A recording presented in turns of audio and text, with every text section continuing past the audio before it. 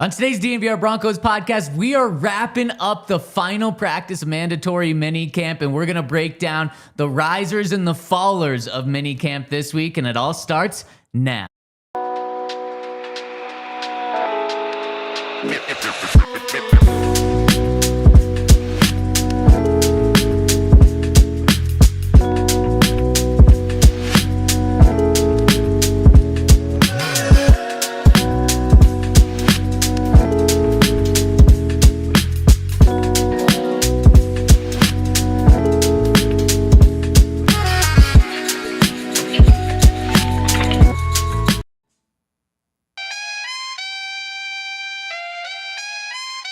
School's out for summer. Oh, wow.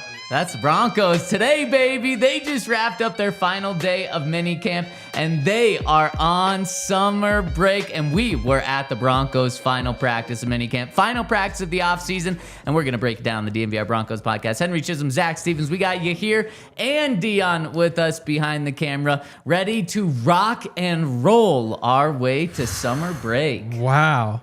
Yeah. It was super hot out there today again, and I don't know. I'm not ready for it. I want to go back to when it was like 70 every day. Oh, yeah, no. That's better weather. We're going the wrong direction. Just like for you nice then. and cool, like starting around like 5 o'clock. Like you get to open all the windows and stuff, and it's just like nice and breezy. No, this is just hot and we're bad. in the blazing heat, baby. And next time the Broncos are back, Henry, it's going to be even hotter. End of July. Yeah. We're looking like July 22nd, 23rd for the Broncos to be back on the field potentially. And today was their final practice of mandatory minicamp, which means it's the final practice of the entire offseason program. And today was a little bit of a different practice. The past 2 days, the Broncos practiced for over 2 hours on the field, did a lot of team stuff. We had a lot to break down. Today, it was a shortened practice, or as Sean Payton would say, it was a salty practice. Or was it a salty practice, Henry? We heard Sean tell us yesterday that today was going to be a salt day, not a sweet day. There was going to be no goofing around. It was going to be all business.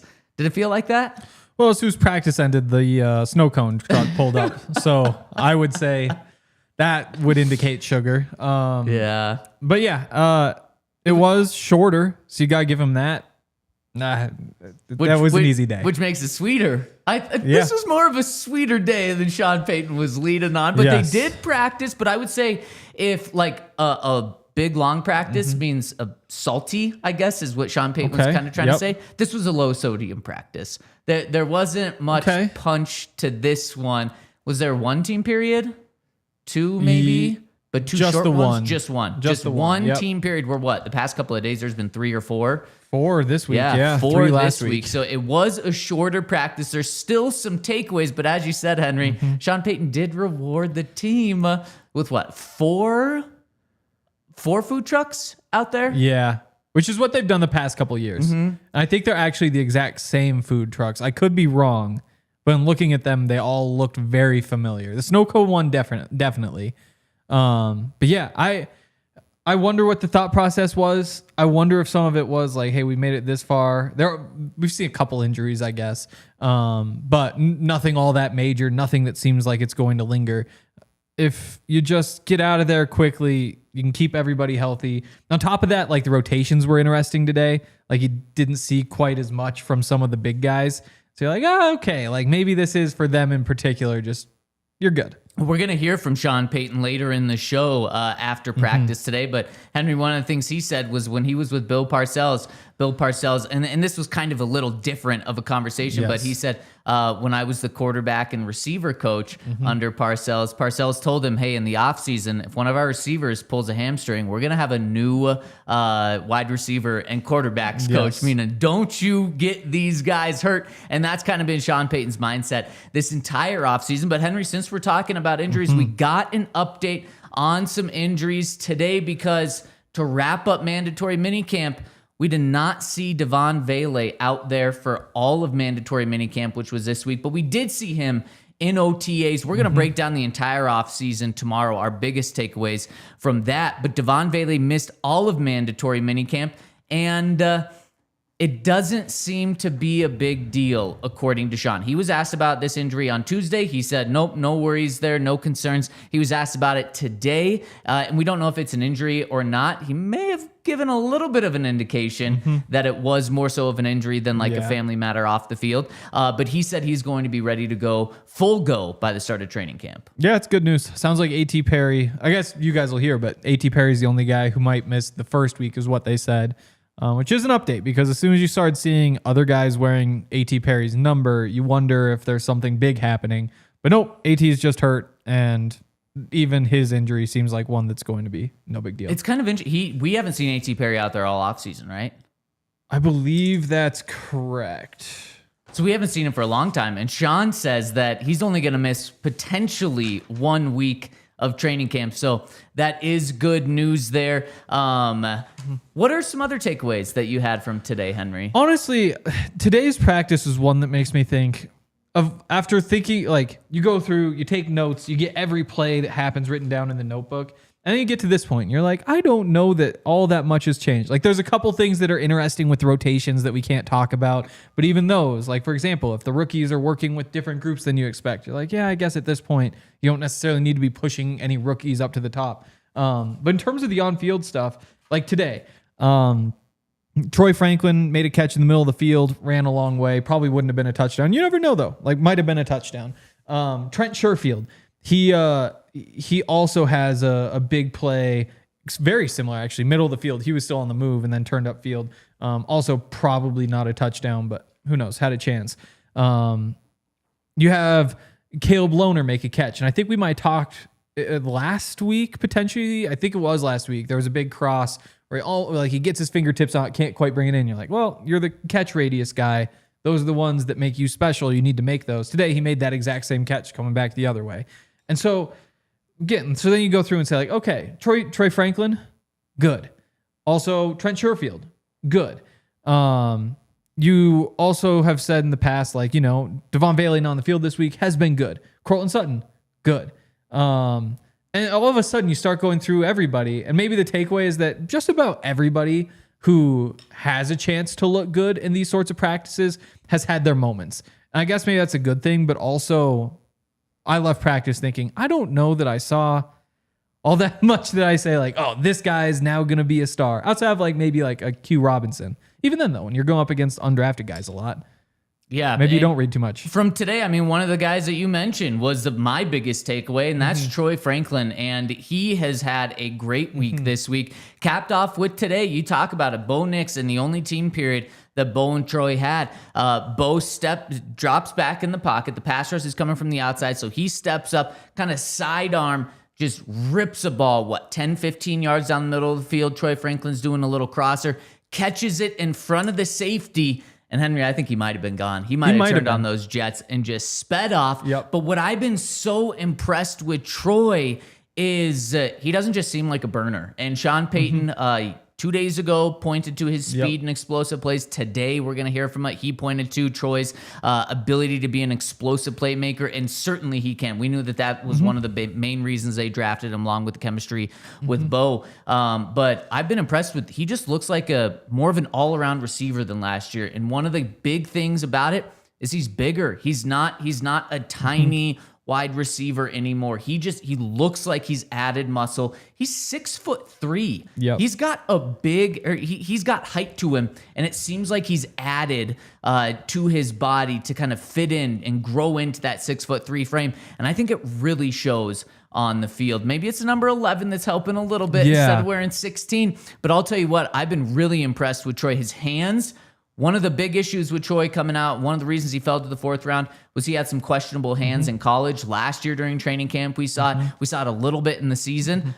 There hasn't been a moment this offseason where I've been like, man, those hands are really letting us down again. His hands have been better. So I really think that he's taken a big step. Just like Devon Bailey, we've kind of said the same things about Devon Bailey. He's really grown into his big height and really grown into his frame. He seems like a full-grown man in the NFL now, and that's exactly what you do from year 1 to year 2. Feels like Troy Franklin's taken that exact same step, which is exactly what you want to hear, and it's exactly what the Broncos were expecting from this group. That's why they didn't use a first-round pick on a wide receiver, and instead all they did in the offseason was a third-round pick, and then they bring in Trent Sherfield for what? $2 million. Like they barely did anything in that receiver room because they were hoping these guys took a step. And from everything we've seen, I feel very comfortable saying they did take a step.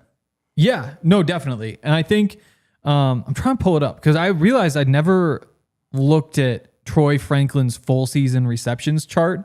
Where it's just like the little dot where it's like caught it here, caught it here, caught it here, caught it here. And I in my mind at the very least put him in that same box as Marvin Mims, where you're like, okay, boundaries, there's something there. Behind the line of scrimmage, good. Deep, good. It's just that big hole in the middle where it's just the chart kind of looks like a donut. We call it the Russell Wilson passing chart. Yeah, exactly. Yeah. It's the Russell. They would have been perfect with Russell Wilson. Wow, that's a waste. Marvin had 1 year with Russ, right? Yeah. And remember, Sean never put him on the field. Exactly. And then after every game, he'd be like, I have Marvin's number circled here, meaning to get him on the field, and I just didn't. And it turns out that might have been the way to do it. But yeah, interesting. Well, because if Russ is attacking all the donut areas and Marvin's a donut area guy, it would have been perfect. It would have been perfect. Yeah. Wow. Yeah. It makes you think. But yeah, I've never looked at Troy's. It just feels like that's the case with him too. And I think that's what made today's catch notable is that I didn't see exactly what route it was, and we probably shouldn't say anyway, but he was basically stopped in the middle of the field. And seeing Troy right in the middle of that donut catch a pass is something that I really, really like, because that's what you need from those guys to turn them into like real receivers who have a threat to be, 1,000-yard type guys, instead of just like, hey, there's a couple things they do well. They can be explosive. They can give you good plays, but from a down to down to down aspect, are they just going to be able to consistently get you yards? I don't know. It's a good step, which I think is exciting. It's a really good step. And remember, there was so much hype surrounding Troy Franklin last year. Some people thought he might go late first round. Some people thought second round. People were so jazzed when he fell to the fourth round. And the Broncos did not give up on him after he had not even a bad season, just like his expectations were so high from Broncos Country, and he didn't hit those. I think the hype train for Troy is about to absolutely take off, maybe starting with this show. It's going to take off into training camp. I think he's going to be a training camp darling, and then that's going to continue into the season. And one thing, it wasn't a total off script play, but it also wasn't 100% on script and on time, because like I said, Bo stepped up in the pocket, bought a little time, threw it sidearm. It was a great pass, had a lot of zip on it, and I love seeing the chemistry between Bo and Troy take a little step this year, because we know that they had it in college so much. Troy Franklin was the leading receiver in yards, catches, touchdowns, everything. Bo's final year, I guess both of their final years at Oregon, and you just love seeing that they're on the same page, because Henry, they were almost on the same page so many times last year. Like, Troy would have been talked about as a breakout rookie last year if they were literally 1 yard closer on like 5 or 6 different throws. Troy would have had, 300 more receiving yards and more touchdowns, but they were just 1 yard off, and it was just it didn't make any sense. Like, that was the guy who Bo was supposed to have chemistry with, and so far this offseason, they've got that chemistry back, so really good sign to see out there. Yeah, figured it out. Troy caught one pass between the hash marks last year. So, wow. And he caught 22 pretty donutty total passes or something? Not super donut, but pretty donutty. What is is Engram the donut hole? I would say Vele. But Engram just has more on the outside. Yeah. Vele in theory does. I guess we saw a little bit of it with like those quick out routes. But I would say more hole filling from Devon Vele. It's called a donut hole. Yeah, the hole. Because those are the things, those are the tiny balls. Exactly. Well, the tiny donuts. Yeah. I think Engram has just a little bit more diversity than Vele, but certainly more of a hole than Franklin. Weird conversation. The other thing, though, with that throw, you were the one that made this up. Yeah. It was one of those throws that, like, we talked about it a lot last year, I guess, where Bo doesn't always set his feet, and when he misses a throw, there's a really good chance that he didn't set his feet. But the reason he doesn't always set his feet is because, his goal isn't to be Phillip Rivers, who might make a little move and then resets and then throws the ball. Like he's an athletic quarterback. Like he's going to make plays with his feet. He's going to threaten defenses with his legs. And he's going to hit enough of those where he is kind of like running up in the pocket, or in this case, that's what it was. Might be rolling out the other way. That you live with it. And, back in the day, that's not something that coaches would have liked. I'm curious if even Sean Payton back in the day, I'm trying to think who his quarterbacks would have been in the late 90s with the Eagles. I don't think he had Cunningham there. Or the Cowboys, I think he did. No, Romo was a backup for a year because he wanted to bring Romo with him. Point is, back then you wanted the pocket passers who'd set their feet. But now, Patrick Mahomes, when he misses throws, he also misses throws because he doesn't set his feet. He just hits so many of them that you don't ask him to stop doing that. And those are the little plays that makes Bo special. And if he continues to get better at those, and just a little bit more consistent and just rip those in there, it's exciting. Like that's what makes him himself. And I feel like that's the first time this offseason we've seen a really good throw from him. Not there haven't been others where he's like dropped in a bucket, but to see him on the move and just fling it. Yeah, kind of special because it showed more than just like his arm strength. It showed more than just his ability to read the field. It showed us a lot about him. And Henry, let's continue to break this down. As you look through your notes, we're going to hear from Sean Payton in just a second. I want to tell you about our friends that are extra special, and that is our friends over at Red Hawk Roofing, where you might have seen our friends over at Red Hawk Roofing on the Nugget Show. They are big time now. And if you want the best people in the roofing industry, go with the pros and make checking your roof a part of your spring cleaning routine. Henry, there are some nasty clouds outside here. It might rain, it might hail. And if it does, you're going to want to make sure that your roof is taken care of before a storm and after a storm. And you can't check out how your roof is doing from the ground. You need the experts to get on top of your roof and see how it is doing. So make sure to give our friends over at Red Hawk Roofing. We've had long-lasting relationship with them, and they have long-lasting relationships with their customers as well. They've got quality materials, decades of experience, quick response time, free obligation roof and property inspection, free in-depth photo reports for all of your inspections. They're just dishing free things out left and right for you. One of the reasons is because they're big DNVR supporters. So if you want to support your local team over at Red Hawk Roofing, give them a call at 720-771-8921 and make sure to tell them that DNVR sent you, or go and check them out at redhawkroofing.com. That's redhawkroofing.com, or give them a call at 720-771-8921. Tell them DNVR sent you. And Mando. I did not use Mando yesterday. And it's a Mando mistake. It might have been because there was a moment after practice when everybody's all pushed together in the media. One of us did not smell good. Yeah, and I actually did notice. You noticed that as well. Yeah. Okay, so it was probably in between us. I couldn't get a direction, and I wasn't sure. I was like, I don't think this is me, or I probably would have smelt it before I got into this big group. But there's a chance it's me. There's a chance it could be anybody. And there was particularly a chance it could be me because I did not use Mando, and neither did whoever that was. Yeah. That's for sure. Mando's great deodorant, hyper focused on keeping every part of your body clean. You can think of all the different body parts that could smell, and they'll have something that could fix any of that. Make it smell like bourbon leather, Clover Woods, Mount Fuji, or Pro Sport, which is, again, Mando knows more than me. When I smell a professional athlete, they haven't been smelling all that good coming off that field. But if they say Pro Sport's a good smell, then I trust them on that.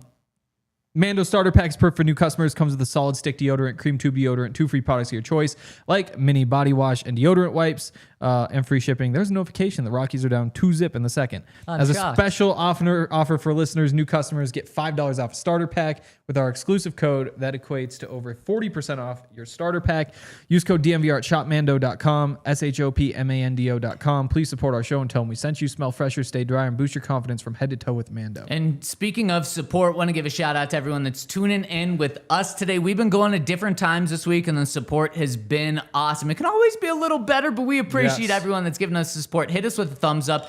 For programming purposes, you can pretty much plan on us being back at our normal time in the mornings at 11 a.m. Mountain Time, Denver time, starting tomorrow. Like I said, Broncos are off for the next 5 weeks before training camp starts, so we are going to still be rocking and rolling with you throughout the entire offseason into summer, and then training camp gets rocking and rolling. We'll be right back with you. Actually, we're not going anywhere, so we're not going to be right back. We're just going to still be here for you. And shout out to everyone tuning in today in the Toyota chat. We've got our friend Edward Wright who says, thumbs up for a great DNVR podcast. We've got Denver Shaden. What a cool name and perfect name. Says, you guys are literally sponsored from floor to ceiling. Yes. Love the pod. Shout out to Denver. How about this? Broncos Tube says, just bought Mando at Target. Dion, let's screenshot that one. That's a good one. And final one here. We will get to the super chats at the end of the show. But Turd Curry, this one's for you, Henry, says, tell us more about the holes. Yeah, well, I was actually looking. On your computer? Yeah, see, like Devon Bailey. Is that private browsing, Henry? So balanced for Devon Bailey. It really so it's is. not even like a hole so much as. No, he's more of a s'more. It's kind of crunched in. And I would add that it feels like even less of a hole when you factor in the so few incompletions in the middle, whereas there are more incompletions on the boundary. Let's see if we can really quickly figure out if there's a hole for Evan Engram. Luckily, alphabetically, they're very similar with a D and an E. Okay. All you need is a D.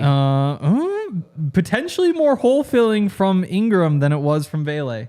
Yeah, that's pretty all over the field. But one of the things, and if you look at this, so Evan Ingram's passing chart, it's like a rectangle. He was throwing the ball. This was last year, right? Last year. He gets thrown the ball everywhere from the left side of the field to the right side, everywhere in the middle, only about 10 to 15 yards down the field, though.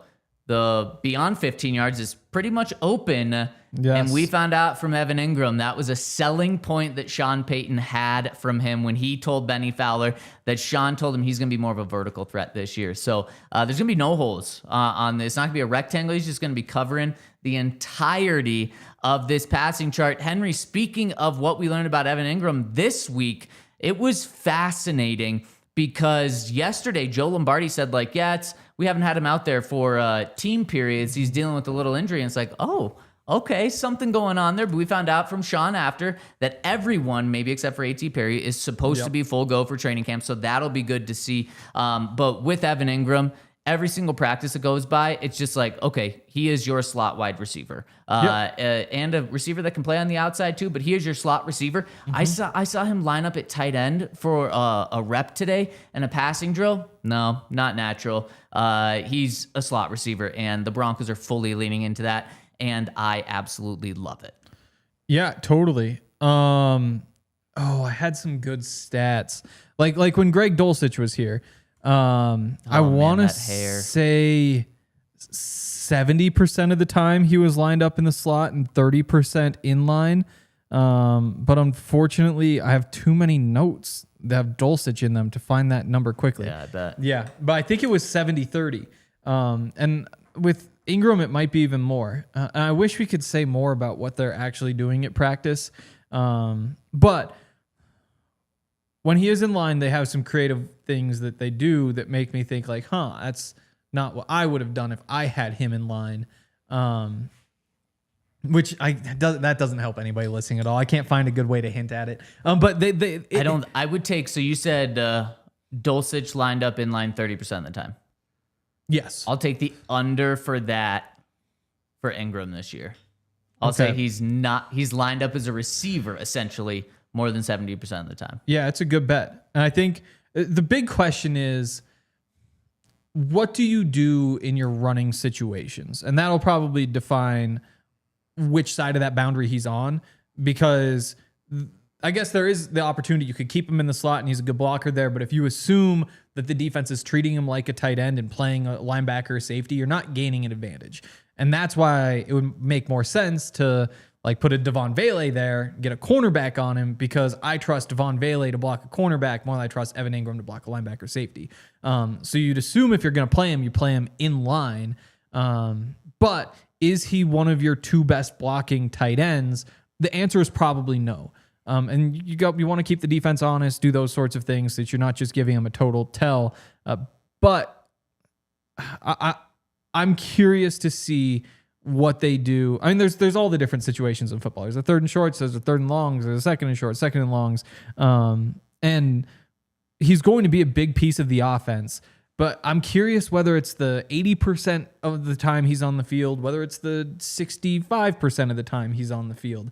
And some of that just depends on, what does Pat Bryant give you as a slot receiver? Because he, to me, looks like a really good slot receiver who you're also going to want to get some of those reps for. And in some more situations where you want to be more neutral, it might make more sense to have him in there, which might be a bit of a tiebreaker. Yeah, totally. I completely agree. My final little note from today's practice before we hear from Sean Payton is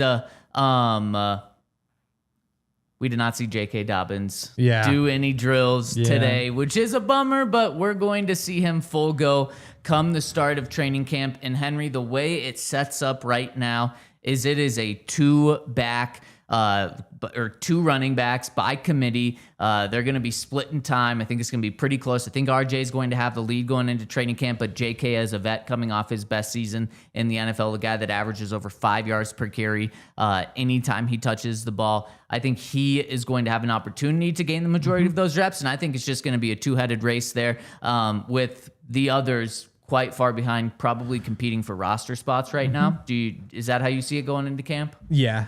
I mean, if J.K. Dobbins isn't one of your 2 running backs, then you made a bad deal. Like I think there were 3 running backs who got more money than him in free agency, average wise, not total wise. I think it was Dowdle, Najee Harris, and who would the 3rd have been? I can't remember. Chubb? I don't know what Chubb's deal was. And there's also enough incentives that, like, if you compared his incentives to other guys' incentives, then they'd probably move around a bit because he did have high incentive. The point is, he was one of the 3 or 4 highest paid running backs in free agency, even before you factor in the incentives. If you do that, the guy's going to be a part of your backfield. So maybe he doesn't look impressive in camp, but it would take a really bad camp for him to not be one of those 2 guys. Yep, I totally agree. All right, let's hear from Sean Payton. And before we do that, I want to give a shout out to one of our friends that is so extra special that the Broncos are calling out their competitors, and that is our friends over at Toyota. We heard Garrett Bowles just trash another car company earlier this week. And you're just never going to hear that about a Toyota because Garrett was saying how this other car company just breaks down all the time, not reliable. And that's just not the case with Toyota. That's why Garrett wasn't saying that about Toyotas, because it's not true and can never be said about Toyota. What you hear about Toyota is the complete opposite. You hear about how Toyotas are like, oh yeah, well my Toyota's at 180,000 miles. And someone else is like, oh yeah, well mine's at 212. And then someone else is like, yep, I had one that hit over 300,000, maybe even a million. Let's get our first million Toyota in the Toyota chat here. Speaking of which, my car is going off. Do you mind doing this other ad? Wow. Okay, sure. I was sitting on my keys. So shout out to Toyota. You probably don't have to worry about your car alarm going off because Toyota is just not going to have that happen. Toyota is fantastic, whether you're looking for a mid-sized car, a truck. They've been in the truck game for generations. And of course, a smaller car. They've got that as well. From hybrid to trucks, they've got it all. And if you want a Toyota, make sure to visit a Front Range store at a location near you. AutoNation Toyota, Arapahoe and Centennial, Corwin Toyota and Boulder Grove Toyota and Littleton, Mountain States Toyota and Denver, Stevenson Toyota, Easton Aurora, and Stevenson Toyota West in Lakewood. Toyota, the official automotive partner of the NFL and the official vehicle of DNVR. Let's go places. And speaking of going places, we are going to London with True Fan Travel for the Broncos Jets game this season. And if you want to get in on the trip with us, go to truefantravel.com. Not only are we going to be there, Henry's going to be there, Yeah. Benny Fowler is going to be there, and we are doing so many events Wednesday, Thursday, Friday, Saturday, Sunday leading up to the game, and you get everything included. You get the airfare included. You get your hotel included. You get so many events throughout the week included, including a city, a bus tour of the town. It's going to be absolutely awesome. So if you want to get your tickets, go to truefantravel.com right now to join us on an awesome trip to not just London, but to go see the Broncos beat the Jets down. TrueFanTravel.com. And shout out to Luke, who says Luke Billings, Wow. Montana. Could be from Montana. Might live close to you. Says Hopefully his not Toyota Billings. is at 305,000 miles. Luke is on the leaderboard right now, and he is winning for the longest lasting Toyota. That actually sounds like a Montana thing, too. Yeah. Yep. No, it does. So shout out to Luke. Shout out to everyone that's tuning in with us. Henry, any final thoughts on today's practice before we hear from Sean? Wait, and is your car okay? Yeah. No, Allie just texted and said it was going off. And then immediately I felt down and my keys were leaned up against that. The studio, we're right next to the damn parking lot. And so there's nothing you can do about it. So I had to go, ran down, put my shoe in the door so I could get back in, ran out to the parking lot, and we're all good now. In terms of this practice, not honestly. It's okay if there's nothing else. Sean's got Q us, Robinson once again. Beast. That number 16 receiver. I'm not sure who that is. I'm going to figure that out. Oh, the tryout receiver. Yeah, tryout receiver. So he's not on the roster. He looked good, though. We'll see if they sign him. I think that's it. Well, we'll keep our eyes on later today. Make sure to stay tuned to our social channels. Henry and me on Twitter. Of course, DNVR_Broncos on Twitter and DNVR Sports on Instagram and Facebook. But without further ado, yesterday, Henry, Sean said that today was going to be a salty practice. Yes. We talked about that a little bit yesterday and today. Well, I don't know if the practice was salty, as we talked about. Yes. But Sean was a little He sure was. salty today. He brought the salt at the podium. After a lot of people liked hearing from JK yesterday, we want to bring you Sean Payton's press conference after practice today. We were there asking some questions. Let's hear from Sean for the final time before training camp starts. Any questions here at the conclusion of this offseason? Where have you seen Troy Franklin make his biggest strides over the course of the offseason? Well, there's that repetition is the mother of learning, and you're seeing him play faster with a much greater awareness within each play. He's extremely explosive, and I think I would say 5 pounds heavier, a little thicker, but he's had a good spring. You talked about these being good spring drills. What are some of the things you like to pinpoint as to why it was a successful offseason? I would say this, and we're probably the only team that stays in phase 1 for 5 weeks. So I would say the most important thing we do is lift, change our bodies, run, condition. We'll have plenty of time for the football. And there's a reason we spend 5 weeks and we don't even go near. I don't want them pulling into the parking lot in April thinking they're coming to football practice. I want them coming here knowing that they're going to get a good workout in, good lift in. So that would be the most important thing. What is the genesis of that methodology of learning to give the players that time to just focus on conditioning? That was Bill. I remember I had the quarterbacks and receivers first week, they're lifting, and I got them out on the field. Now, they've been with us 4 days, and he walks to the door outside the practice field, and he's just looking at me. He says, if one of these receivers gets a hamstring, I'm going to have another quarterback receiver coach. And he was right. In other words, we don't know at that moment where they're at from a conditioning and strength standpoint. And so I would say that was him. In terms of the value of evaluating these practices without pads, because that's where the evaluation It's difficult. What can you learn Well, from this period? what's real important is assignment, alignment. you know, that can keep a player from playing. You know, we always talk about the three ways you're being evaluated. Does the player know what to do? Is he trying to do what's being coached? And then lastly, how well does he do it? So assignment, alignment, technique, those things. Coach, what is your message to the team heading into this 5-week stretch right now? Just, you know, there's different messages depending on what practice we finished, but nothing I want to share. Has Bo shown what he was telling us about the comfort level where instead of learning, it's just building on it? Like, you see that? With Yeah. Yeah. I guess how's it show itself?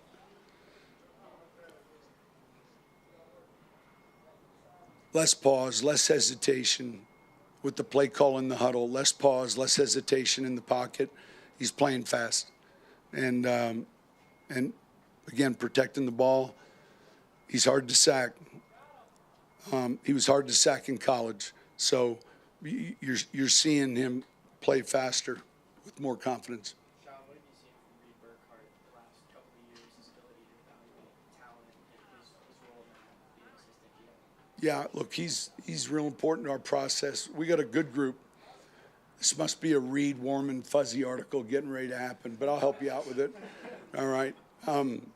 Listen, he's passionate, and you have to be in that business. It can be lonely. It's not for everyone. Hotels, laptop, computer, film, you know, and so he's got a real good eye for talent, and he's not afraid to give you his opinion, even if it's contrary to maybe what you want to hear. Sean, even though you haven't seen this, Pardon? even though you haven't seen this team in the past, where is this group now compared to the group a year ago? How much better? That's hard. It's hard to answer. You hope that we're further along because we played a lot of young players a year ago. You know, 91 million dead cap, it's 2/3 of an operating budget. And so a lot of young players got a chance to play. And so you hope quite naturally that those guys are further along. Sean, what was it like to see Zach Grossi back at hair during the offseason? Fantastic. Awesome. It was nice to see his hair too. He looks better when he has hair, but his story and, you know, he had a tough year, but he's a fighter. And so it's inspiring. Sean, with Devon Bailey, is he the only thing that's going to keep him out? Like No. No.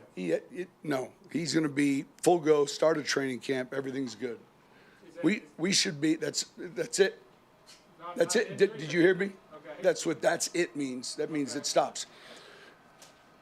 We should be, there may be one player, Perry, that might go a week into training camp and then be ready, depending on how the summer goes. But outside of that, we expect everyone back. Obviously, like injuries are unavoidable at some point, but with the rate at which you have been good at keeping guys healthy over the last few years. Well, when I got here, you guys were like, oh, the field's jinxed, the surface, all these myths about it must be the way that, and it was all. I can understand why it felt that way, but you have to build callus. And so we can stay healthy in the preseason and not play our starters, but I know where that's going. You have to build a callus, and there's risk when you do that. But I don't know if I answered your question. Yeah, no, I was just like, if you at some point, like, obviously you believe in the way that you do things, but then players, I would imagine, also. Absolutely, we're selling the program. We're always selling. You know, we're always selling. How have you seen Sternad and Drew Sanders take a step up this offseason when they've been able to get a lot? Well, when you look at the amount of snaps Sternad's had, you know, all of a sudden, now there's a confidence. You know, I'm not just a guy running down on special teams. I started a whole season, and Drew getting that work constantly inside, I think, is extremely helpful. When did you realize Bo's methodology was unique and different for getting better results in terms of health, injuries, etc.? It's a good question. I think one thing I would say, and take this the right way, if there's 32 teams, it's tough for those teams to all have great confidence in the training room. Now, we promote and want second, third opinions. That's not what I'm talking about. But there might be 4, and I'm not talking about that little BS survey that I'm talking about truly, and then when you have guys like Breeze, who's retired, flying to Baton Rouge for his rehab, like that's earned over time. And it's earned by him with each individual player. And once again, you're selling. There's a trust that you believe in. And so I've been with him a long time. And that was a very important hire, like extremely important. Sean, what's the value of Bo getting guys together? Nix or Lowry? Bo Nix getting guys together to work out and hang out in their time away? I think most teams do it. Drew, have them come to San Diego. These guys will go work out 3 days. I think it's just spending time together, and I don't think it's unusual. And so, yeah, that's their time. And it's not our time to report on it either. Coach, do you have any plans on what you're going to do that you're willing to share over the next 5 weeks? I have plans I'm not willing to share. All right, that's enough. Thank you. That's enough. That's it. Yeah. Henry, when I say that's it, that's it. Oh, Okay? boy. That's it. Yeah. That's enough. No, that's it. Well, the funny That's part it. No, was that's it. when he was saying, it all starts right over there. And I was thinking, is he pointing at the snow cone truck? Oh, no, he's pointing at the weight room. That's what this is. Yeah. That is when the snow cone truck was pulling in, though. And it's like he's pointing right at it. And from there, it's like, huh. Yeah. You should have thrown that out there. No, I'd let him. He can do his thing On today's day, yeah, you just let him. Yeah. You just let other people get yelled at. I figured out who number 16 is. Who? Jaden Smith. Okay. Tell me about him. Went to Montana State. Oh. Absolute Are you okay trash talking about him program. Well, he didn't really get on the field there. So he went to Tarleton State, which is Texas and I think no, they just moved up D2 to D1 a bit ago, but are slowly getting better. But then he went to Nevada, where he paired up with Montana State's former head coach when he was there. And in 6 years, he had one good season, which was last year for that terrible Nevada team. Yep. Led him in yards from scrimmage and all that sort of stuff.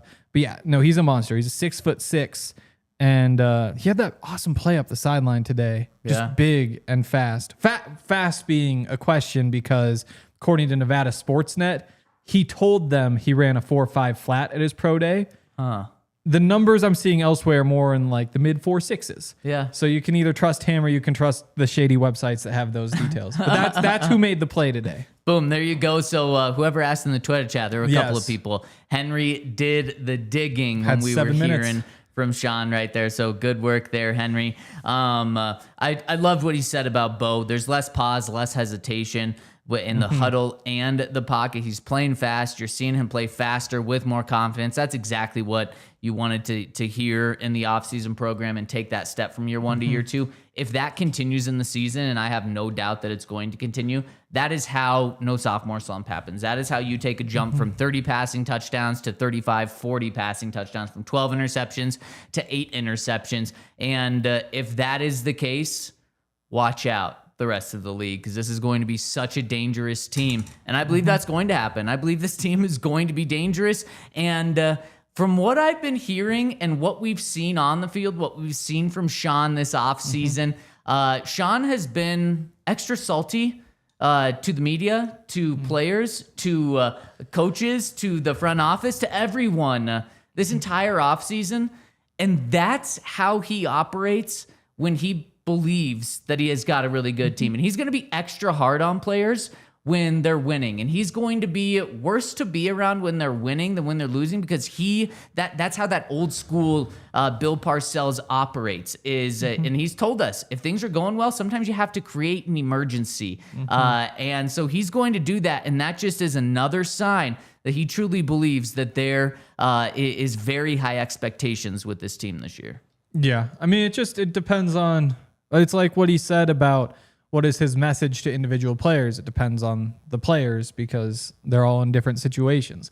When you're a bad team, then you need to keep everybody's spirits up so that they keep trying and working to get better, because otherwise it's pretty easy for all of them to say, like, we're just going to lose, so what's the point of even putting the effort in? When you're a good team and everybody's all fired up, then you just need to start putting challenges out there to make sure that you're pushing as hard as you can and not resting on your laurels. So yeah, I mean, it makes sense. I think it's definitely what we've seen. Yep, exactly. Really quick, before we continue with this show, want to give a shout out to all of the diehards that are in the Toyota chat right now. Make sure to say hello, especially if you're a new diehard. We want to give you a shout out and officially welcome you to the team. We're going to be doing something really fun starting next week for diehards only on this show. So make sure to go to thednvr.com and become a diehard. We got that introductory offer going right now for under $50. You get access to our website for an entire year, not just Broncos, but you get Buffs, Nuggets, Avs, Rockies, Rams, Rapids, everything we cover, and training camps coming up. So you're going to want to make sure that you have all of our coverage. Plus, you get a free t-shirt of your choice, all of our coverage, entrance to the Discord lounge, discounts at the bar, discounts on all of our events. Go to thednvr.com. We got Broncos too, but diehards saying hello in here. We've got a lot of regulars in here rocking and rolling with us. So shout out to Edward, shout out to Daniel, shout out to our guy Cody. We appreciate every single one of you. Plus some new names, Cornbread D, the Girls Club. Some of these people have been in here before. Chad also in here. Keanu, we appreciate every single one of you rocking and rolling with us. It is June 12th right now, and we got a ton of people rolling with us. That is too cool. And we are wrapping up this mini camp. And let's wrap it up, Henry, with some risers and fallers. I think we're probably going to have more risers. Yeah. So do we start there? It's tough. So the fallers for me are tough just because there's so... First of all, in the trenches, it's hard to say, like, okay, you were bad. Yeah. So, like, say Nick Benito beats Garrett Bowles. It's like, okay, cool. Good job, Nick Benito. Bad job, Garrett Bowles. But also, with no pads, the rules are a little bit different. It's like the coaches always say, it's tough to evaluate. In a real game situation, would Garrett have just, like, tossed him like a little baby because he's allowed to use his full strength and drive him into the ground? Wow. There's always that chance. And so I think that's where, like, the fallers... There's always, it's not like when you get to go back and watch a film from a game where everything's all out and it's just about the results. Like it's a little bit tougher. But the risers, I've got two fallers, and we'll save that till after we talk about the risers. And I'm curious, you can tell me if I'm wrong on those two. Yeah. I got more risers than fallers though. Yeah, I mean, you probably start with Q Robinson, and again, like the finesse guys are going to look better in situations where you know the pads aren't on, and so things change a little bit. And so like Nick Benito looks good. Yeah, he leans finesse. Q Robinson, more finesse, although he is a big guy and you've seen the power before. Yeah. It is like the burst and the bend and those sorts of things that play out. But he's got to be top of the list, I think. Dondre Tillman right there on his heels. You don't hear quite as much about him because Dondre's having an A camp and Q's having like an A+ camp if we're giving out grades. But those two guys are at the top of my list. Absolutely love it. Q has been a riser since the moment he stepped on the field for rookie minicamp. In rookie minicamp, Henry, he would have had 7 sacks. In OTAs, he was jumping off the field left and right. Mandatory minicamp, he's just continued it. So I completely agree. He was on my list of risers as well. And for me, all the other guys are on the offensive side of the ball.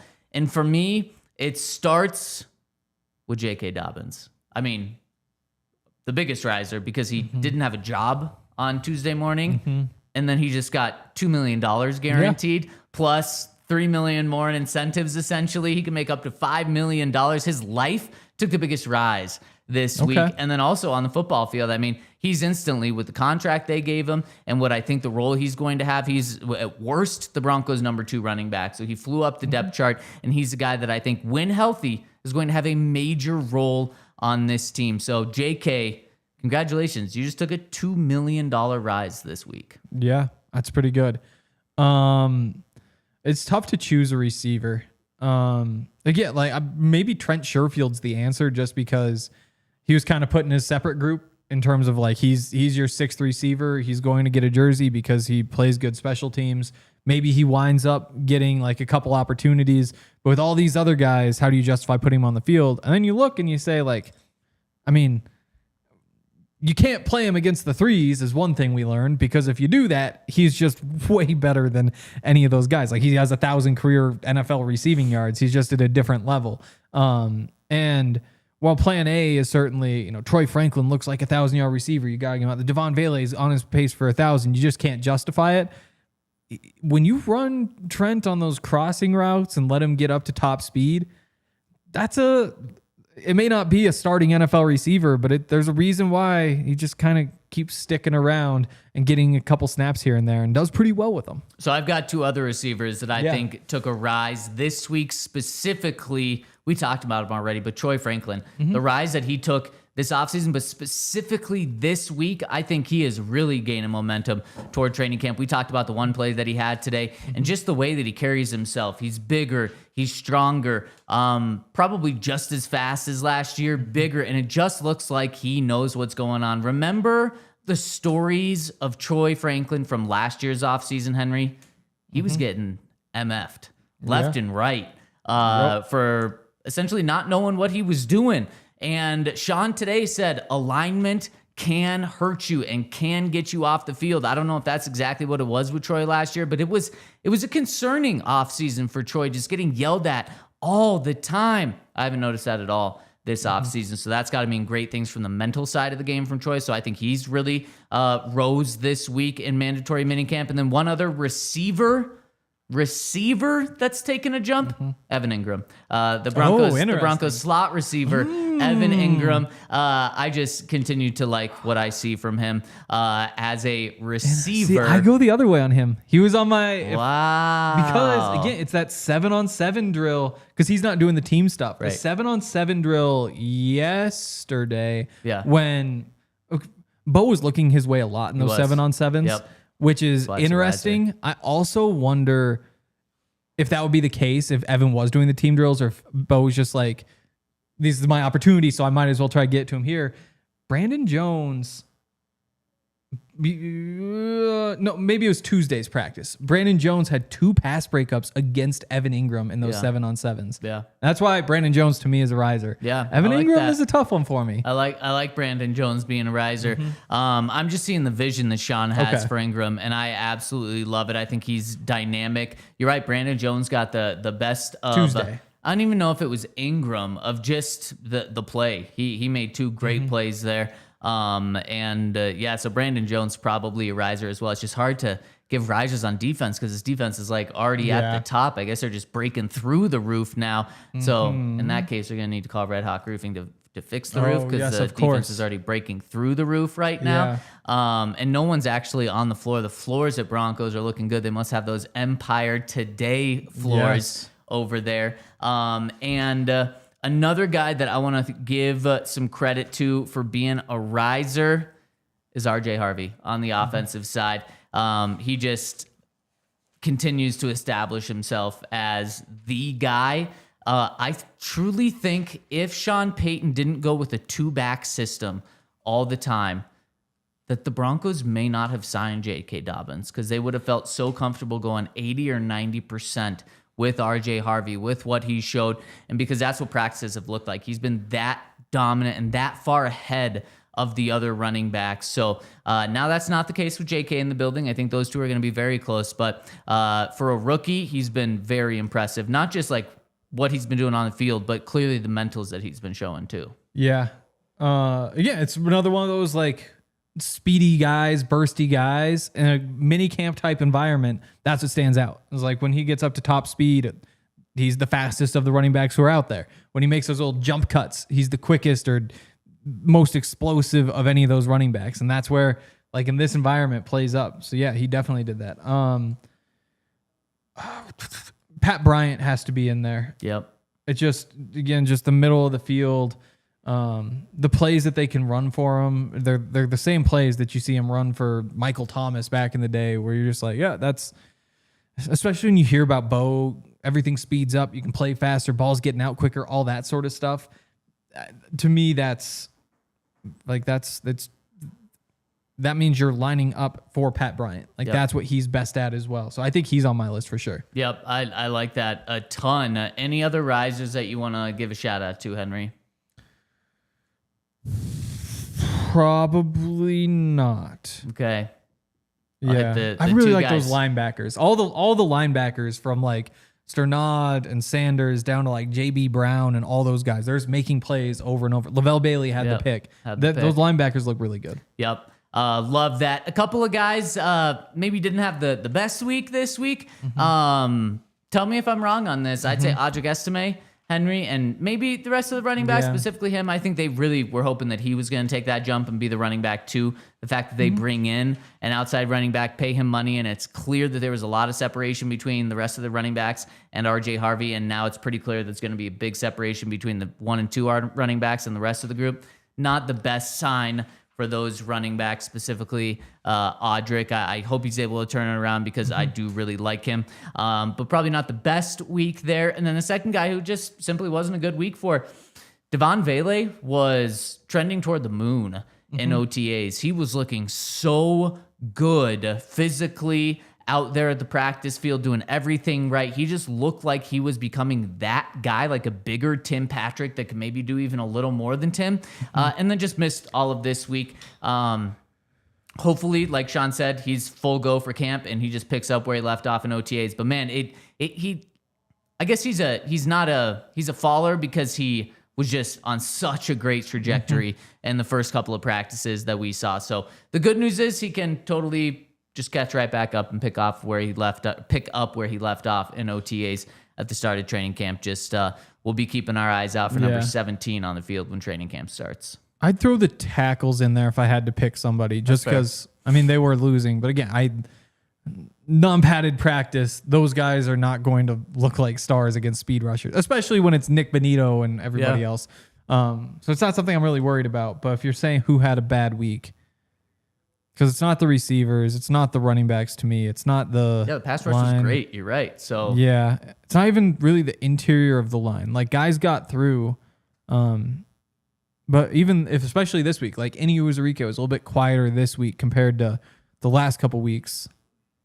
So I tackles is probably the way you go. That's very fair. All right, that's our wrap on mandatory minicamp. Tomorrow we're going to be looking at the entire offseason. What have we learned about these Broncos, plus doing a fun draft, so make sure to stay tuned for that. That show is going to be 11 a.m. We're going to have Ryan rocking and rolling with us. And we got a couple super chats before we get out here. Again, hit us with a thumbs up. We really appreciate it. We got one from Spencer Niles who says, why has Sean Payton sounded like RFK Jr. for like a month, LOL? Also, what's the best restaurant in DNVR for my trip? I know the DNVR Bar is 1, LOL. So what is 2? Sean has had a cold for multiple weeks. I hope he's able to heal up over these next 5. Maybe that's why he didn't want us to tell us his plan, is because he's just going to go and get healthy again. Crazy doctor in like the middle, middle of Montana or something. Yeah, I was thinking like across the world somewhere where they get the whatever else they do. I don't really understand.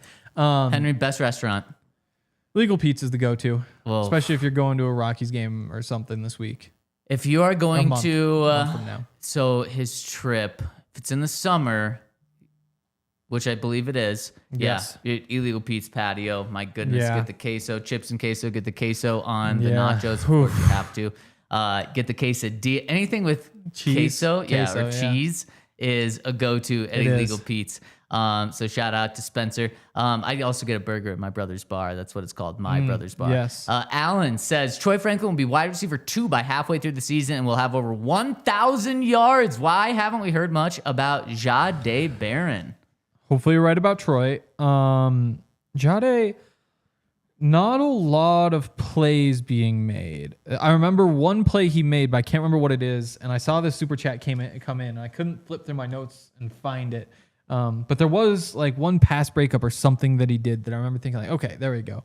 But yeah, I mean, quiet isn't always bad for a cornerback. Could just mean the ball's going the other way. Again, there's no replays. It's just you stand there and see what's happening.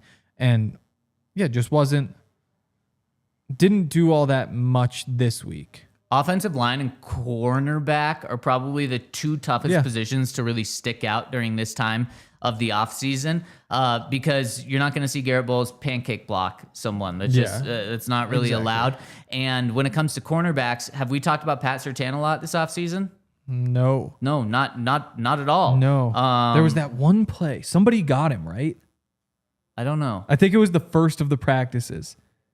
I can't remember. First of the practices, I don't think he was here. Oh, that's right. It was his. Maybe literally, his I think the most we've talked about Pat Surtain was his absence at the first practice, and then Pat's been here. So I mean, like, you're just not going to get talked about a lot if you're a cornerback. We do hope to see some plays, maybe more so when the pads come on, because he's supposed to be more of that physical player, playing in the slot, playing outside. But don't worry about that. I would not read into Jahdae Barron's name not being said much this offseason. Should be saying it more come training camp. You found what you're looking for? No, I have not. Or have you still not found what you're moving for? You know what they call moving along on the final day of mandatory minicamp? I have no idea. That's it. Oh, that's it. That's right. That's going to do it for us today. In the words of Sean Payton, that is it. And we're going to be done for today. We'll be back with you tomorrow, 11 a.m. That's it. We all silly like the mayor.